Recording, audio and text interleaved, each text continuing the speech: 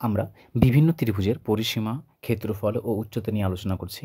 এর আগের লেকচারগুলোতে আমরা সমবাহু ত্রিভুজ, সমদ্বিবাহু ত্রিভুজ, সমকোণী ত্রিভুজ এবং সমকোণী সমদ্বিবাহু ত্রিভুজের পরিসীমা, ক্ষেত্রফল ও উচ্চতা নিয়ে আলোচনা করেছি। আজকে আমরা এই লেকচারে বিষমবাহু ত্রিভুজের পরিসীমা, অর্ধপরিসীমা, ক্ষেত্রফল ও উচ্চতা নিয়ে আলোচনা করব। বিষমবাহু ত্রিভুজ কাকে বলা হয়? যে ত্রিভুজের তিনটি বাহুর দৈর্ঘ্য হচ্ছে অসমান তাকে বিষমবাহু ত্রিভুজ বলা হয়।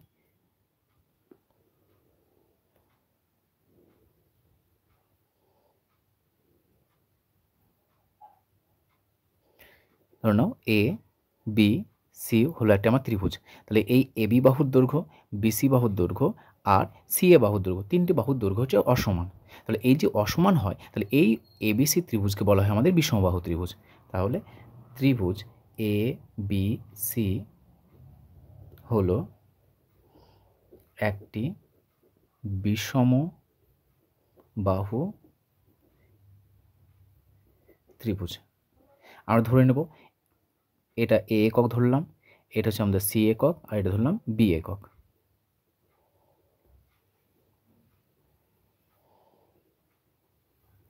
তাহলে ধরে নাও যে ধরি এ বি সি বিষম বাহু ত্রিভুজের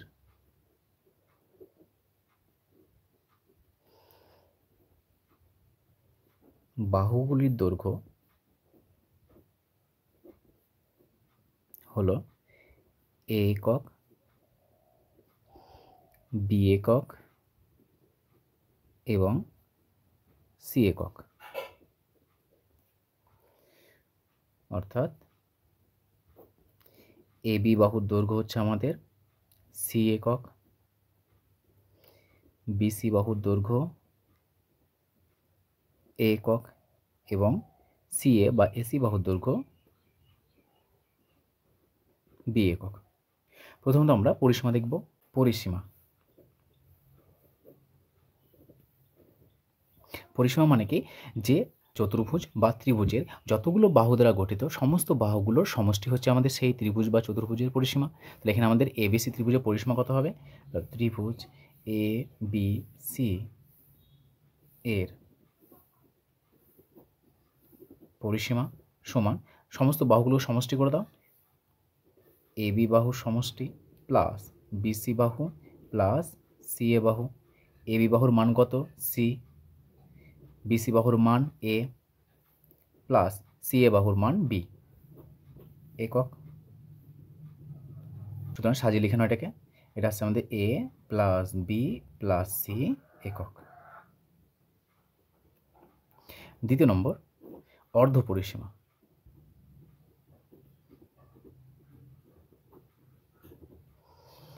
অর্ধ পরিসীমা কত হবে? পরিসীমার অর্ধেক, তাই না? তার মানে হাফ গুণিত পরিসীমা। তাহলে 1/2 ইন্টু পরিসীমার মান কত পেয়েছি? এ প্লাস বি প্লাস সি একক। এ প্লাস বি প্লাস সি একক। এই অর্ধ পরিসীমাকে বিষমবাহু ত্রিভুজের এস দ্বারা সূচিত করা হয়। সো এস সমান কত পেলাম? A plus B plus C by 2। সুতরাং এটা লিখতে পারি আমরা যে এস সমান A plus B plus C by 2। এটা হলো আমাদের বিষমবাহু ত্রিভুজের অর্ধ পরিসীমা। অর্ধ পরিসীমাকে এটা মনে রাখবে যে অর্ধ পরিসীমাকে এস দ্বারা সূচিত করা হয়। এই এস দিয়ে আমাদের বিষমবাহু ত্রিভুজের ক্ষেত্রফলটাকে আমরা লিখব। তাহলে এবার আমরা লিখব 3 নম্বর ক্ষেত্রফল।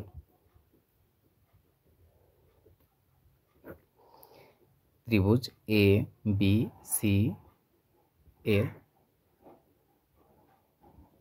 ক্ষেত্রফল সমান, এর ফর্মুলা হয় আমাদের বর্গমূল S into S minus A into S minus B into S minus C বর্গ একক।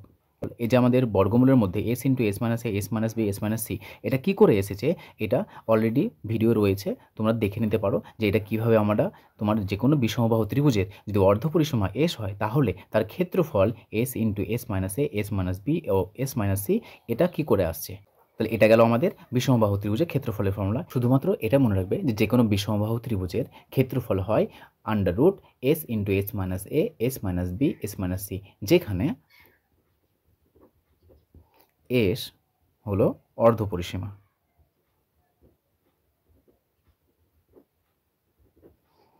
বা A plus B plus C by 2। So আমরা কীভাবে নির্ণয় করতে হয় আপনার সাহায্যে দেখব। সুতরাং পরীক্ষাতে তোমাদের তো বলে দেওয়া থাকবে না যে এটা সমবাহু ত্রিভুজ, এটা সমদ্বিবাহু ত্রিভুজ, এটা বিষমবাহু ত্রিভুজ। প্রশ্ন পড়ে তোমরা বুঝবে যে সেটা সমবাহু ত্রিভুজ বলে দিয়েছে, সমদ্বিবাহু ত্রিভুজ বলে দিয়েছে, বিষমবাহু ত্রিভুজ বলে দিয়েছে, না অন্য কোনো ত্রিভুজ বলে দিয়েছে। সো যে ত্রিভুজ বলে দেওয়া থাকবে তার সাপেক্ষে সেই ত্রিভুজের ক্ষেত্রফল নির্ণয় করবে। এখানে দেখো একটি ত্রিভুজাকার মাঠে দৈর্ঘ্য বলে দিয়েছে, একটি বাহু বলেছে 12 মিটার, একটি বলেছে 16 মিটার, একটি বলেছে 20 মিটার। তাহলে বলো এই ত্রিভুজটি কি সমবাহু হতে পারে?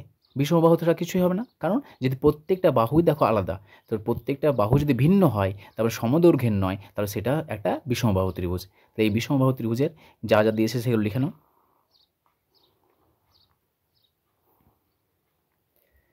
এ বি সি একটা ত্রিভুজ ধরে নিলাম। এ বি সি ত্রিভুজে ধরে নাও এটা বলেছে 12 মিটার, এটা বলেছে 16 মিটার, আর এটা বলে দিয়েছে আমাদের 20 মিটার। আমরা এই ত্রিভুজে পরিসীমা, অর্ধ পরিসীমা, ক্ষেত্রফল ও উচ্চতা নির্ণয় করব। তাহলে প্রথমত প্রদত্ত লিখে নাও। প্রদত্ত এ বি সি ত্রিভুজাকার মাঠের দৈর্ঘ্য এ বি সমান 12 মিটার, বিসি সমান 16 মিটার এবং সিএ সমান 20 মিটার। এটা ধরে নাও, যেহেতু আমরা এবিসি ত্রিভুজতে বলে দেওয়া নেই, এখানে আমরা ধরে নিচ্ছি। ধরে নাও যে ধরি বা মনে করি এবিসি ত্রিভুজাকার মাঠের দৈর্ঘ্য এবি, দৈর্ঘ্য এবি, বিসি ও সি এর মান বলে দেওয়া আছে। এবার এখান থেকে আমরা নাম্বার 1 প্রথম বের করব পরিসীমা। তাহলে পরিসীমার মান কত হবে? সমস্ত বাহুগুলো সমষ্টি বের করো না। তাহলে ত্রিভুজ এ বি সি এর পরিসীমা সমান 12 প্লাস 16 প্লাস 20 মিটার। দেখো পরিসীমা তাহলে কত হবে এখানে আমাদের 12 প্লাস 16 28, 28 প্লাস 20 48। তাহলে এটা পেলাম আমরা পরিসীমা। এরপর আমরা লিখব অর্ধ পরিসীমা।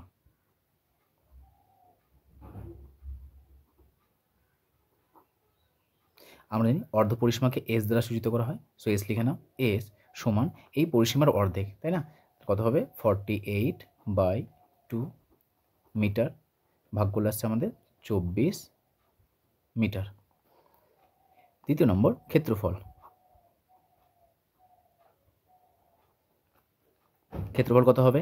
যেহেতু এটা বিষমবাহু ত্রিভুজ, বিষমবাহু ত্রিভুজের ক্ষেত্রফলের ফর্মুলা জানা আছে আমাদের, √ S into S minus A into S minus B into S minus C. মানগুলো বসাও।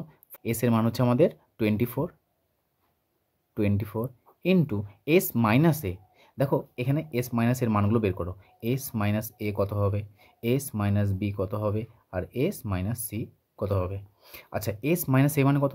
এস মানে হচ্ছে 24 মাইনাস এ বলতে আমাদের যে কোনো একটা বাহু ধরে নাও, এটা এ বলতে পারো, এটা বি বলতে পারো, যেটা ইচ্ছা। তাহলে এটা ধরে নাও এ, এটা ধরে নাও বি, এটা ধরে নাও সি, যে কোনো একটা এবিসি ধরে নাও। তাহলে প্রথমে 24 থেকে 16 বাদ দেবো, তাহলে 16। আর 24 থেকে 16 বাদ দিলে কত হচ্ছে?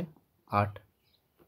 একইভাবে 24 থেকে বি বাদ দাও, 20, কত আসবে? 4। এস মাইনাস সি 24 থেকে কত বাদ দেবো আমরা?